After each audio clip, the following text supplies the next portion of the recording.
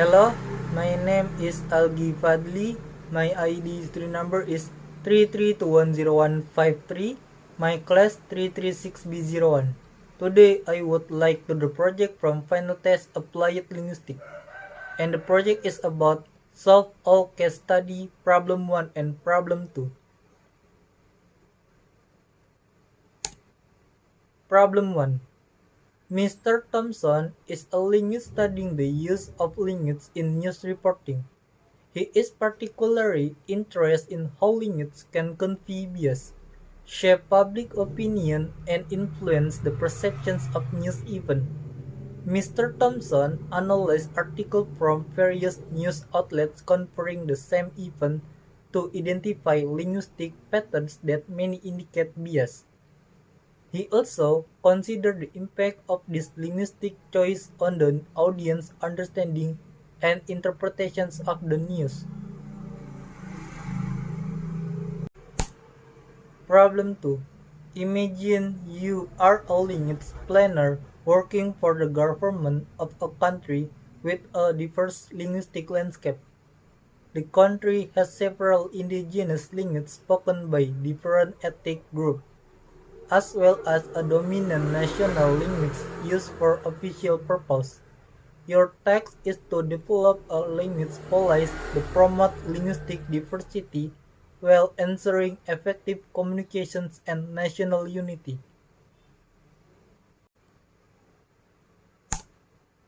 Topic discussions of the problem. Questions number 1.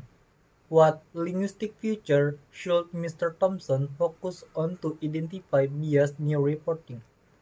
Discuss at least 3 features and explain how they can contribute to biased reporting. The first is word choice and connotations. The choice of specific words and their connotations can significantly contribute to biased reporting.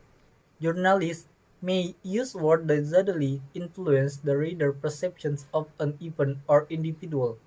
For example, describing protesters as demonstrators versus rioters can evoke different images and judgment in the mind of reader. Similarly, referring to a police as a protectionist versus protective can frame it positively or negatively. Mr. Thompson should analyze whether the language used carries implicit judgment or stereotype that favor one viewpoint over another, thereby shaping public opinion.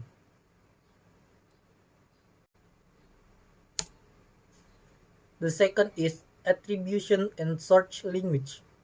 Bias can also be conveyed through how journalists attribute statements or actions to search. For instance, using direct questions without contextualizing the search perspective can skew the audience's understanding of an issue. Similarly, the limit used to describe different search official statements versus activist claims can imply credibility or bias. Mr. Thompson should examine whether news reports give equal weight to diverse viewpoints or if certain sources are consistently marginalized or highlighted based on the reporter or outlet's bias. The third is sentence structure and framing. The structure and framing of a sentence in news reporting can subtly influence how readers interpret events.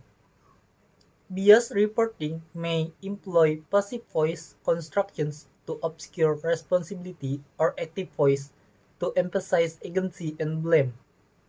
Additionally, the framing of a story, whether it focuses on the human impact, economic implications, or political ramifications, can shape the audience's emotional response and understanding. Mr. Thompson should analyze whether sentence structure and story frames reflect balanced reporting or if they reinforce particular narrative and perspective. Questions number 2. How can the government promote the use and preservation of indigenous languages through education? The first is inclusion in curriculum. integrate indigenous language into the national education curriculum at all levels, from primary to higher education. This should include offering indigenous language class as an elective or optional subject, and in regions where specific languages are dominant, consider offering them as compulsory subject. By including indigenous language in formal education, the government can foster pride and interest among younger generations in their language heritage. The second is teacher training and certification. Provide training program and certification opportunities for teachers proficient in indigenous languages. This initiative ensures there are qualified educators capable of teaching these languages effectively. It also encourages members of indigenous communities to pursue career in education, contributing to the preservation and promotion of their language within their communities and beyond.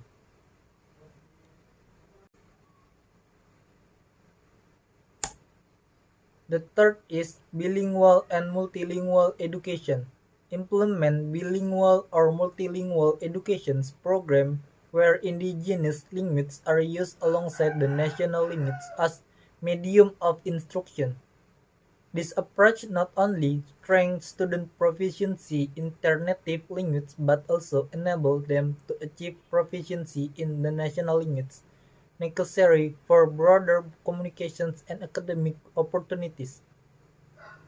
Bilingual education can be particularly effective in early childhood education, where students develop foundational literacy skills in both their indigenous language and the national language. By implementing this strategy, the government can effectively promote the use and preservation of indigenous languages through education while fostering national unity through respect for linguistic diversity. This approach ensures the indigenous communities retain their culture, identities, and language while equipping future generations with the skill and knowledge necessary for active participation in society.